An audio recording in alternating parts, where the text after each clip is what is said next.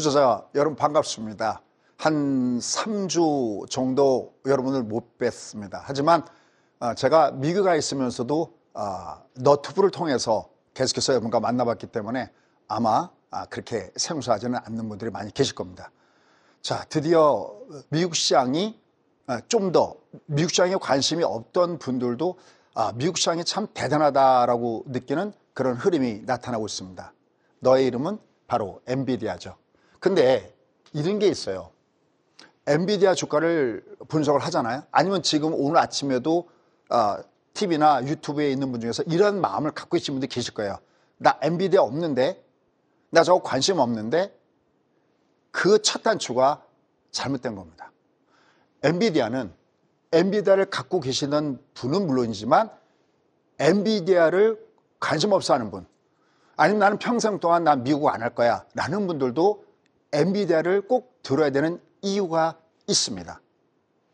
이 엔비디아는 그냥 엔비디아가 아니라는 거죠. 그러니까 엔비디아가 최근에 주가가 상승을 보였는데 도대체 이 엔비디아가 왜 엔비디아를 갖고 있는 분이든 안 갖고 있는 분이든 관심을 가져야 되는가.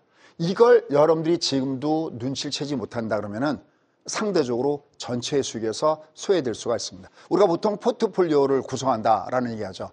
계란은 한 바구니에 담지 마라 이런 얘기를 많이 합니다. 그때 보통 우리가 예를 들어서 뭘 주식을 담을 때 뭐 반도체주 아니면 2차 전지주 아니면 뭐 저PBR주, 물론 이것도 계란은 한 바구니에 담지 마라에 포함되는 거지만 이젠 그게 아니라 우리가 포트폴리오 구성한다 할 때 국내 주식 얼마, 해외 주식 얼마 이런 것들도 좀 더 넓은 의미에서 계란은 한 바구니에 담지 마라는 중요한 부분이거든요. 거듭 얘기하지만 세상에 늦은 것은 없습니다. 오히려 늦었다고 할 때가 가장 빠르다라고 얘기를 합니다. 이 얘기를 하다 보니까 갑자기 저희 수강생분들 중에서 뭐 여러분들이 계시지만 뭐 구체적으로 한다면 우리 파라디조님이 딱 떠오르네요.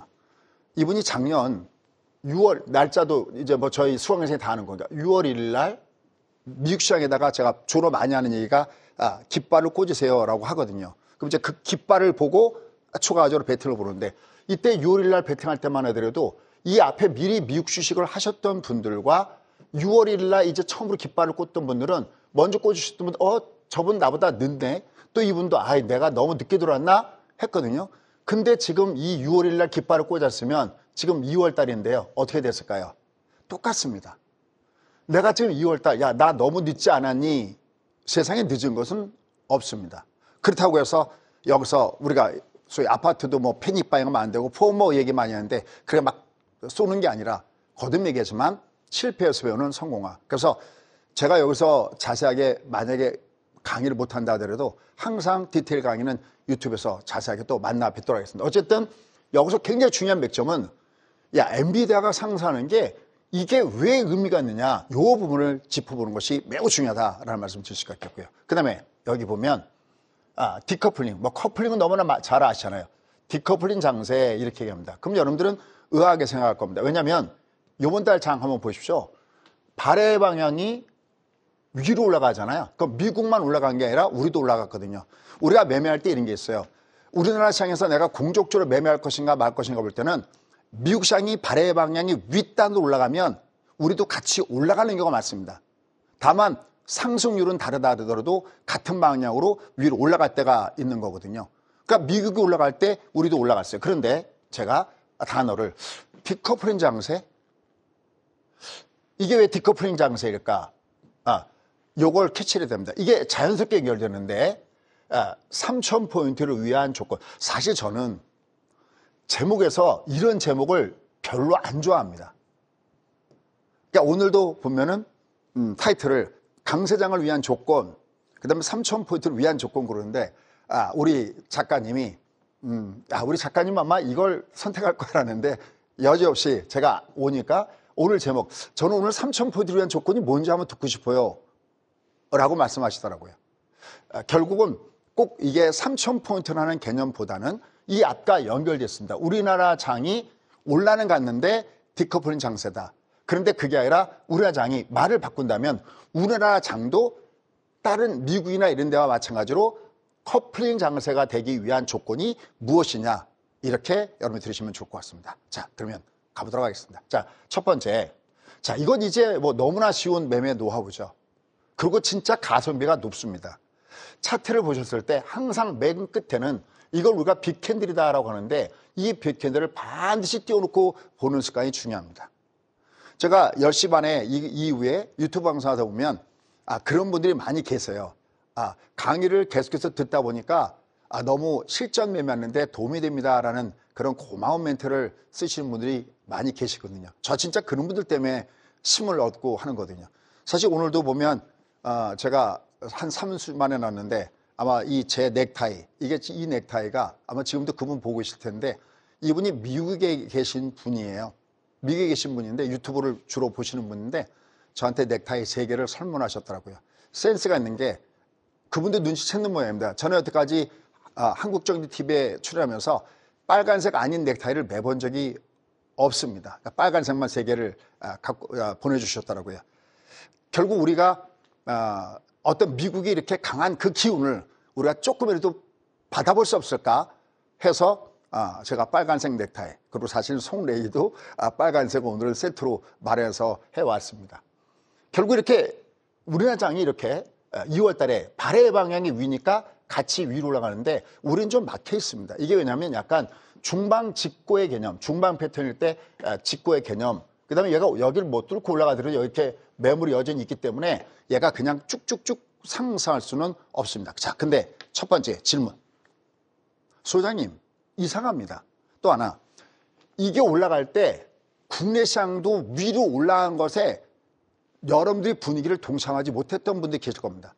우리가 월간 단위로 이렇게 빅캔들 끊어서 얘는 이번 달에 발해 방향 위네. 특히 이때 꿀팁 하나만 갈게요. 이렇게 발해 방향이 위일 때 여기가 여러분들 아시다시피 둘둘 치킨이었잖아요. 2277에서 여러분들 얘는 결국 주가가 위로 올라갈 겁니다 라는 거 말씀드렸잖아요. 이때 특히 이 월초에 장대 양봉으로 주가가 위로 올라가거나 아니면 적산 비용이면 주가는 그쪽 방향으로 갑니다. 그때 한 번 방향을 잡기가 어렵지 한 번 방향을 잡으면 주가는 계속 그쪽 방향으로 쭉 가는 이 성질을 관성의 성질이라고 얘기합니다. 그러니까 내가 만약에 주식을 투자해서 깨지지 않는 첫 번째 방법은 뭐냐면 월초 이렇게 보고 계셨다가 발해 방향 위로 올라가면 나는 월중에 열심히 누를 때마다 매수하시면 되겠고요. 아니면 여기처럼 이렇게 월초의 주가가 장대 음봉이거나 아니면 흑산병이면 그땐 되도록이면 수량을 줄이시거나 베팅을 쏘더라도 월 말에 가서 베팅을 쏘시는 것을 적극적으로 권해드립니다. 자, 어쨌든 지금 월초에 발해 방향이 위로 올라가면서 주가 올라갔는데 여기 왜 동치 못했느냐? 이게 아는 게 병. 이거 무슨 소리냐면 진짜 아는 게 병이 아니라 어설프게 알면 병이 된다는 거죠. 동치 안 못하셨다면 왜 그럴까요? 바로 이 그림 때문에 그랬을 겁니다. 한번 보시죠. 미 국채 수익률입니다. 미 국채 수익률이 지금 바닥점을 찍고 굉장히 최근에 가파르게 위로 올라갔습니다. 10년 만기 국채 수익률도 그랬고 2년 만기 국채 수익률도 올라갔습니다. 왜냐하면 지금 우리나라 증시가 여기 둘둘 치킨에서부터 이렇게 화려하게 위로 올라갔을 때 이거랑 반대로 위에서 꼭지치고 내려가는 것이 있었습니다. 그게 바로 뭐였냐면 바로 10년 만기 국채 수익률이 여기 5%대에서 바로 빌 에크먼이 쇼커버링 들어갔다라는 얘기 나오면서 또 혹은 여기서 제가 표현했던 것이 여러분들 이건 이머전시입니다. 이게 미 국채 수익률 5%를 넘어가게 되면은 이거는 뭐 가게나 기업만 문제가 아니라 이건 미국이라는 나라 자체가 문제가 됩니다라는 표현을 이렇게 썼던 것 기억나실 겁니다. 그 이후에 금리가 확 빠졌거든요. 그러니까 이게 빠지는 동안에 주가가 확 올라갔으니까 이게 바닥점을 치고 올라가니까 많은 분들은 이거 금리가 저올려가네 주식을 다 팔아야지 라고 마음을 먹었을 겁니다. 더 놀라운 것은 보통 금리가 밑에서부터 위로 올라가면은 뭐가 많이 빠집니까? 그렇죠. 미국 시장 같은 경우도 나스닥이라든지 첨단 관련된 종목군이 빠지는데 그게 아니라 물론 테슬라는 탈락됐지만 우리가 소위 얘기하는 매그니피센트를 중심으로 한 이런 대장주 스타일 빅테크 종목군들이 가게 올라가는 걸 보면서 이거 여러분이 생각하는 대로 이해가 안 되잖아요. 왜냐하면 금리가 올라가면 주가는 내려가는 거 아니야? 이 공식이 깨졌기 때문에 헷갈렸을 겁니다. 그렇다고 여러분들 이렇게 또 착각해서는 안 됩니다. 그러면 금리가 내려가면 주가는 올라가느냐? 아니에요. 이게 절대 아닌 겁니다. 아마 벌써 여러분들 아실 겁니다. 주가란 그러면 혹시 떠오르는 그림이 없으신가요? 주가란 이 하나만 갖고 움직이는 게 아니거든요. 주가란 세 숫자에 기본적으로 두 가지 물이 담겨 있는데 하나는 더운 물, 하나는 찬물입니다.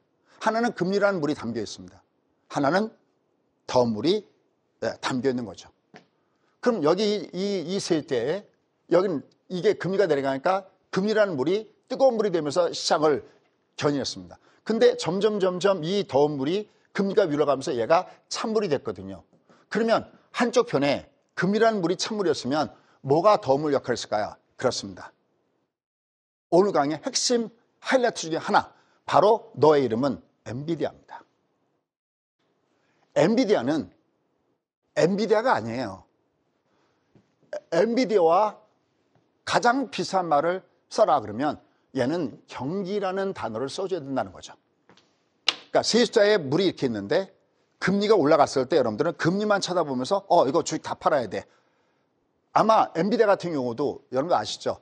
돈나무 언니가 요새 엔비디아가 급등을 줄 때 하나도 못 먹어서 난리가 나는 거 알고 계시죠? 우리가 더 앞서갈 수 있다는 겁니다. 꼭 그것도 무슨 축구 감독처럼 4대주의, 그 사람들이 무조건 최고야. 이게 아니라 우리가 조금만 노력을 기울이면 이게 가는 패턴이 이게 나온다는 겁니다. 그래서 일부러 여기 밑에다가 번호를 써놨습니다. 여기 주가가 위로 올라갈 때 얘는 남바링 1번. 그 다음에 인서트 패턴에서 남바링 4번. 얘가 500달러다 쉬었다 갈 때에는 주가가 1, 2, 3, 4, 5, 5파동, 5번에서 얘가 쉬었다 갑니다. 하지만 방금 우리 사회자분도 참 기억이 대단합니다. 여러분들도 그런 경력을 갖고 있을지 모르겠습니다. 제가 엔비디아가 이 500달러 밑에 막혀 있을 때 여러분들 엔비디아가 500달러를 돌파하게 되면 얘는 어나더 레벨, 새로운 세상, 새로운 신세계에 들어갑니다 라고 하면서 한참 각광을 받았던 테슬라의 주가에 비유해서 얘는 어나더 레벨이었습니다. 이 500달러가 돌파했을 때도 저희가 수강생분들한테 축하한다 그랬거든요. 근데 500이 뭡니까? 600달러 돌파할 때 또 축하, 700달러 돌파할 때 또 축하. 오늘은 장중에 800달러까지 얘가 엄청나게 올라갔습니다. 근데 엔비디아는 우리가 지구의 중력을 거두리는 것들이 있다라는 얘기를 하죠. 엔비디아는 주가의 원리를 거두리고 있습니다. 무슨 얘기일까요? 보통 주가는 선행한다라고 얘기를 하죠. 근데 엔비디아는 주가가 선행하지 않습니다. 무슨 말하고 싶은데 주가가 올라가는 속도보다 뭐의 증가 속도가 더 빠릅니까? 바로 실적의 증가 속도가 훨씬 더 빠릅니다. 그러니까 미리 주가가 가 있고 그다음에 그러니까 주가가 먼저 가 있다는 것은 고포일 때 주식을 사서 나중에 실적이 쫓아오는 저포일 때 주식을 판다고 하거든요. 역설적으로. 근데 얘는 주가가 이렇게 가파르게 올라가는데도 실적이 상승 속도가 더 빠르니까 이게 올라가는 겁니다. 우리가 여러분들 주도주라는 것을 뭐로 생각하시나요? 가장 많이 올라가는 게 주도주인가요? 똥주 잡주 몇천 원짜리 올라가는 게 그게 주도주일까요? No. 그 생각을 확 바꿔보시죠. 주도한다라는 것은 뭐냐면 나 혼자 상승하는 것이 아니라 이 긍정 에너지를 주변에도 같이 하면서 다른 종목들도 같이 끌고 올라가는 것을 이걸 시장을 주도한다 그러고 주도주다라고 합니다. 그럼 엔비디아는 뭐로 끌고 가고 있을까요? 그렇습니다. 바로 AI입니다. 그럼 이렇게 얘기하면 여러분 어려우시죠? 근데 이거 한번 생각해 보시죠. 아마존이 세상을 바꿨고 애플이 스마트폰이 나면서 세상을 바꿨고 지금은 도태되어 있지만 테슬라가 전기차를 하면서 세상을 바꾸는 데 기여했습니다. 그냥 가장 편하게는 애플의 스마트폰이 그냥 편할 수도 있습니다. 그렇게 세상을 바꾸는 종목에 투자하라. 가장 큰 컨셉이 다릅니다. 그러면 엔비디아가 왜 이렇게 올라갔을까요? 그렇습니다. 바로 AI가 세상을 바꾸는 하나의 패러다임 시프트이기 때문이었습니다. 패러다임 시프트는 잠깐 동안 1, 2년 올라가면 많은 건가요? No. 그렇지 않습니다. 오늘 엔비디아가 800달러 올라가서 두드맞고 있죠. 800달러 가니까 그동안에 수익 났던 사람들이 와장창 물량이 나오면서 위와 아래에서 굉장히 왔다 갔다 했습니다. 과연 엔비디아 끝은 여기일까요? 엔비디아를 엔비디아라고 부르지 말고 엔비디아는 경기고 엔비디아는 AI의 혁명을 대신한다는 겁니다. 결국은 현재 주가 패턴을 보면 퍼펙트 패턴이라고 써있죠. 여기 이렇게 제일 놓쳐야 되지 말아야 될 것이 항상 제가 이렇게 말씀드리지만 여기 60이 이렇게 N자형 이 패턴 이거 절대 놓치지 말라고 했죠. 거꾸로 이렇게 꺾을 때는 N파동 실패형 주가가 폭락할 때 항상 이 패턴을 보여주거든요. 그래서 요 위에 1번이 나타나면서 얘는 퍼펙트 패턴입니다. 아마 여러분들이 그냥 뜨문뜨문 방송 보셨어도 항상 이렇게 미국하세요. 제가 예전에 이런 말씀을 이렇게 한번 드렸습니다. 아마 한국경제TV에 나와서 미국 주식을 그 세계 종목 중에서 추천할 때 스파이, 제가 지금도 기억나는데요. 아마 그분들은 정말 웃고 계실 겁니다. 저는 이런 표현을 많이 합니다. 여러분 아들, 딸이 만약에 회사에 취직할 때 엄마 주식 배웠지? 아빠 주식 좀 배웠지? 나 이거 돈 좀 불려줘. 나 이거 돈 갖고 모아서 내가 장가 가고 시집 갈게. 집 살게. 그때 저는 항상 딱 하나만 추천합니다. 스파이. ETF 기판을 거기에 깔고 그 다음에 종목은 딱 하나 원픽인데 바로 그것이 엔비디아였습니다. 왜? 얘는 엔비디아는 엔비디아가 아니라 얘는 주도주의 개념, 주변 분 종목을 끌고 다니고 얘가 경기를 끌고 올라가는 가장 주된 부분이었기 때문에 다시 한번 정리해 보겠습니다. 얘가 금리가 올라가는데 왜 주가가 올라갔을까요? 우리는 물론이고 왜 주가가 위로 갔을까요? 그것은 바로 금리라는 물은 찬물에 영향을 줬지만 하지만 엔비디아가 끌고 올라가면서 경기의 물을 데폈기 때문에 다시 말씀해서 미국의 경기는 연착륙이 될 거야. 그래서 일본에서는 지금 골디락스 국면에 대해서 얘기가 많죠. 물론 이건 여전히 싸움이 벌어지고 있습니다. 골드만삭스에서는 골디락스 국면이다라고 하고 반면에 JP 모건, 예전에 다이먼 회장 태풍이 몰려온다, 먹구름이 몰려온다 그런 표현을 하셨지만 JP 모건은 얘는 스태그플레이션이다. 이렇게 아직까지 나눠져 있지만 어쨌든 지금 주가 흐름을 보면 엔비디아는 엔비디아가 아니라 경기라는 거대한 물결을 끌고 올라가는 하나의 패러다임 시프트이기 때문에 미국 시장이든 우리나라 시장이든 어쨌든 위로 올라가고 있다라는 걸 염두에 둬야 그래야 시장을 바라보는 눈이 달라집니다. 근데 얘가 만약에 위로 올라가다가 지금 엔비디아가 800달러에서 추천거렸잖아요. 이게 우리가 가계 말중이라고 하거든요. 그럼 여기서 왔다 갔다 하면서 추천거릴 때 우리도 당연히 왔다 갔다 하면서 추천거리겠죠. 하지만 얘가 내려가더라도 이게 고점이 아니면 내려갔다 다시 떠야 되는 부분이 되는 거고 또 이게 만약에 그 힘이 약해졌을 때 만약에 이쪽에서 점점 시간이 지나가면서 3월달, 4월달, 5월달, 6월달 점점 시간이 지나갈수록 한쪽에서는 찬물의 역할을 했던 바로 금리라는 쪽의 사이클에서 금리 인하가 어쨌든 하반기에 된다는 이미지가 굉장히 강한 거죠. 만약에 역으로 만약 금리가 3월 달에 금리를 내렸어야만 됐다라고 할 때는 물가도 물가지만 경기라는 것이 굉장히 크게 작용할 겁니다. 만약에 금리가 급격하게 0.25가 아니라 막 0.5든 얼마든 팍팍팍 금리를 떨어지다는 얘기는 물가뿐만 아니라 경기가 작살났을 때 경기가 경착륙에 들어갈까 싶을 때 그런 거거든요. 근데 엔비디아가 이렇게 강하고 경기를 끌어당기면 그런 일이 일어나지 않을 거죠. 그러니까 금리를 올해 처음엔 한 6번 정도 내리는데 7번 정도 내리는데 이게 중요한 게 아니라 이 금리를 끌고 내렸을 때 뒷배경에 경기가 나빠서 금리를 내리는 것인지 아니면 물가가 안정되니까 이렇게 고금리는 좀 힘드니까 상호금 부동산도 힘드니까 이제부터는 금리를 내릴게 해서 내리는지 그 이유를 알아야 된다는 겁니다. 어쨌든 지금 현재 상태에서는 금리를 그렇게 뜨문뜨문 내린다는 것이 반드시 나쁜 것만 아니다. 왜냐하면 경기라는 놈이 제대로 끌고 가고 있다는 겁니다. 자, 근데 중요한 것은 지금부터입니다. 근데 여기에 지금 문제가 있습니다. 자, 어떤 문제가 있는지 보십시오. 앞에 서두에 디커플이라는 단어가 등장했습니다. 그럼 우리나라 장도 올라갔는데 한번 현실을 보시죠. 준비되셨습니까? 빅픽처로 보도록 하겠습니다. 현실입니다. 우리는 3천선이 여기 있습니다. 얘 지금 여기 있습니다. 요거 제자리에서 널뛰기 하고 있습니다. 얘가 과연 미국 시장에 올라갔을 때 이걸 커플링 자세라고 했을까요? 이거 방송용으로는 적당하지 않지만 개머시기입니다. 이거 그죠? 완전하게 이거는 디커플링입니다. 올라갈 때 우리는 올라가지 못하고 있습니다. 그 이유가 왜인지를 한번 가만히 보시기 바라겠습니다. 자, 이미 큰 맥점은 여기서 잡아드렸습니다. 여기 2020년 3월 달에는 여러분들 부자 되십시오.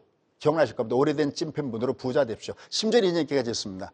여기서 주식하면서 돈 버신 다음에 2023년도에는 그 요새 트로트 가수 중에서 제가 머릿속에 기억에 남는 게 전 누구의 노래 중에서 서울과 살자 그런 노래가 있었는데 무슨 말씀 드렸냐면 여기서 돈 버셔서 강남 가십시오라는 말씀을 드렸던 기억이 납니다. 그럼 여기서는 왜 이렇게 올라갔을까요? 그렇습니다. 그 유명한 모멘텀이 있는 장세였습니다.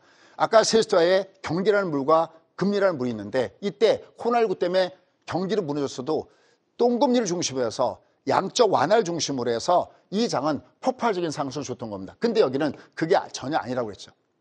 이게 똑같이 여기하고의 공통점은 하대요는 겉모습은 담아 있습니다. 왜냐하면 여기도 오파동 구간, 여기도 오파동 구간. 그 오파동 구간은 뭐라냐면 저층 아파트. 그러니까 주가가 위에서부터 많이 빠졌기 때문에 뜬다라는 건 공통점이에요. 뜨는데 얘는 동력이 있으니까 위로 튕겨 올라가는 거고, 얘는 동력이 없으니까 일정한 부분 올라가면 이렇게 또다시 속칭 도로암이 타물이 되는 겁니다. 그럼에도 불구하고 둘둘 치키는 매수라고 하는 것은, 왜냐하면 얘는 내려와도 얘가 가만 놔둬도 뜰 수 있는, 그러니까 주가는 반드시 모멘텀, 경제 모멘텀이 있거나 아니면 금리 모멘텀이 있는데 또 하나가 있습니다. 뭐냐면 많이 빠질 때 과매도일 때 뜨는 모멘텀이 있는 거거든요. 얘는 바로 과매도 구간이기 때문에 뜨는 겁니다. 얘는 다시 두들겨 맞아도 또 뜰 겁니다. 왜? 여기 내려가면 얘는 과매도 구간이니까. 그때 과매도 기준선은 바로 여기 6월 달에 2332가 기준점이다. 꼭 머릿속에 기억하십시오. 만약 우리나라 시장이 어떤 악재에 의해서 주가가 내려가더라도 2332 아래 나가면 이건 과매도이기 때문에 어떤 재료가 없어도, 금리가 아니어도, 경기가 아니어도 뜰 수 있는 이런 위치는 있다. 이렇게 하시면 좋겠습니다. 그러니까 주가가 현재 누전 위치를 보면 주식하기는 참 좋은 위치에 와 있습니다. 얘는 내려가면 뜨긴 뜨거든요.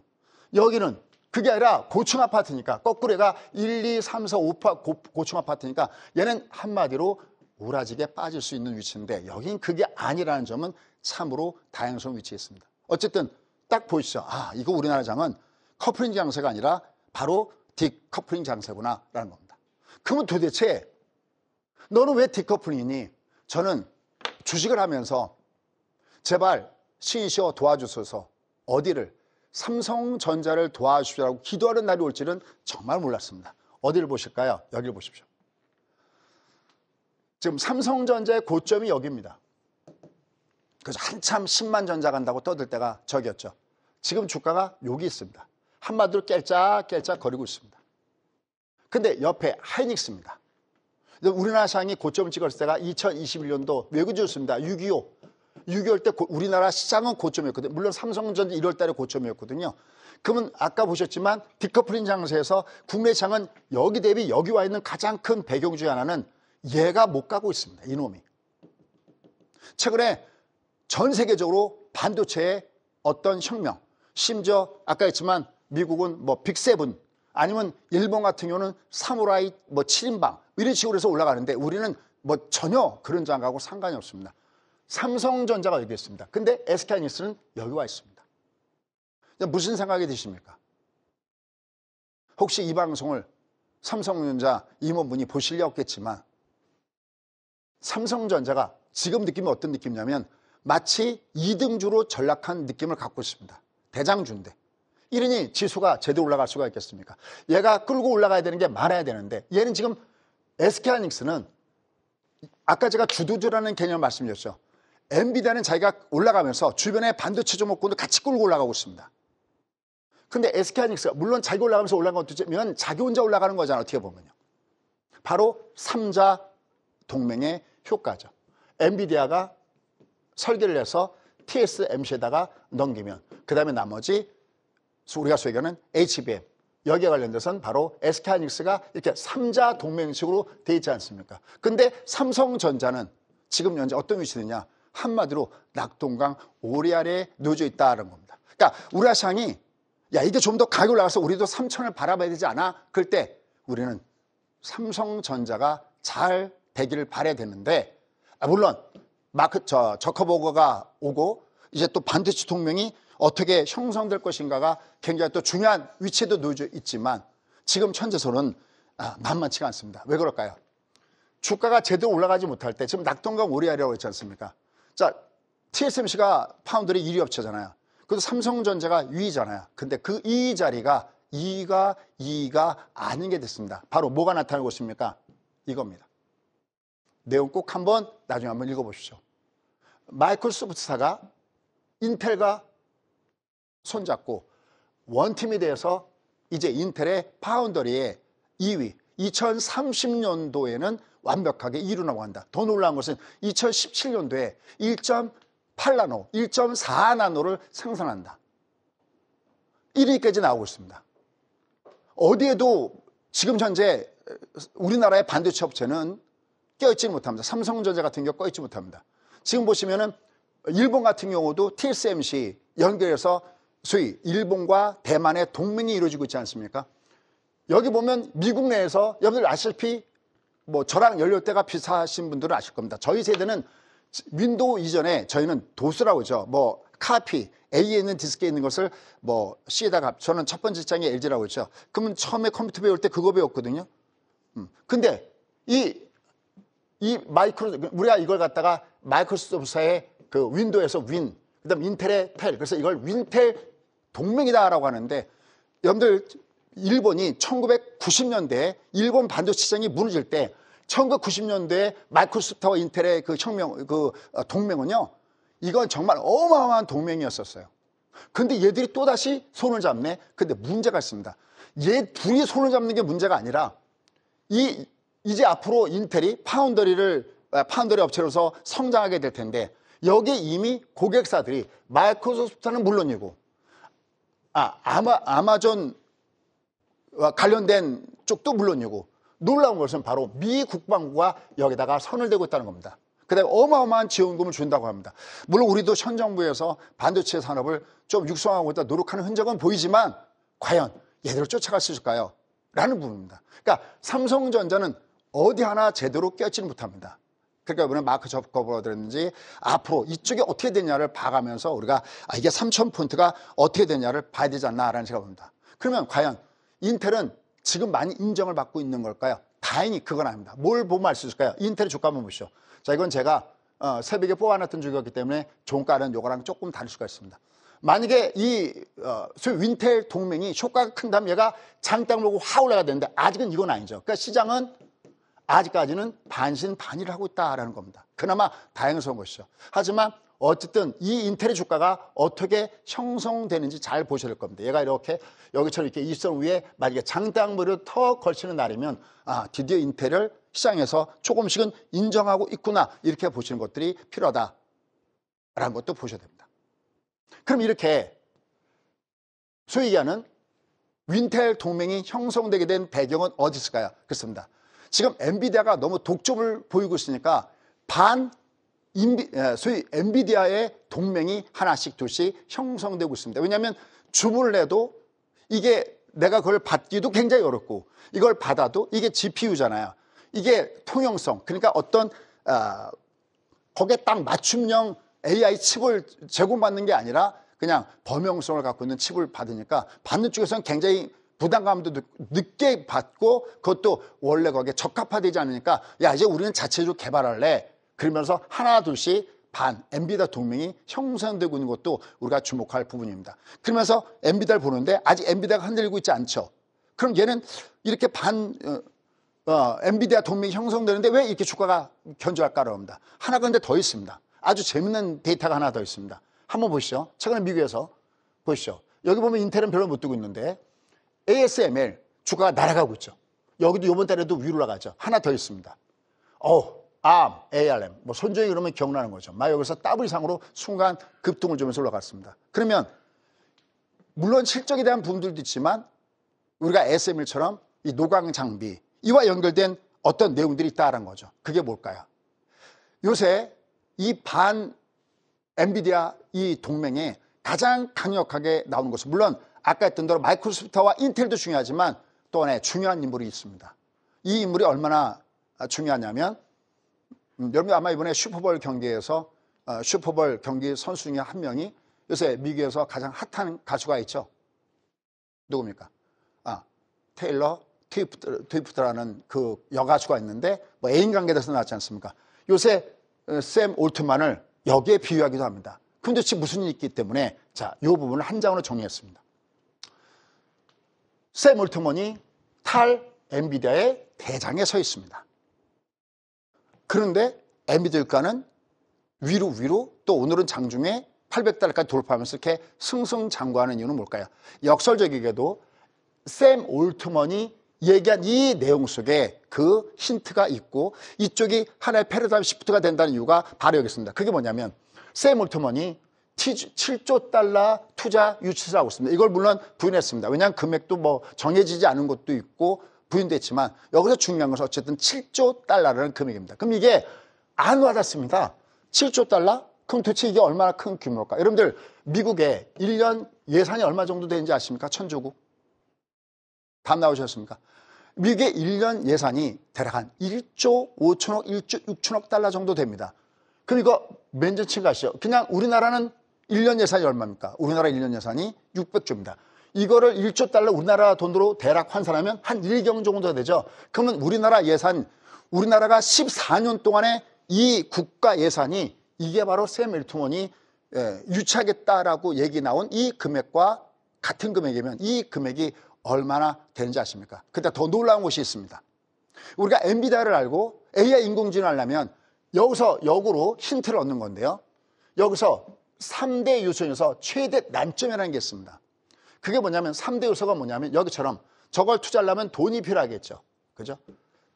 그 다음에 자금을 모아놓는다면 이걸 갖다가 장비를 들어야 되겠죠. 근데 자금은 샘 올트먼 같으면 여러분들이 투자하라면 어떻게 했습니까? 저 같으면 좀 투자할 것 같습니다.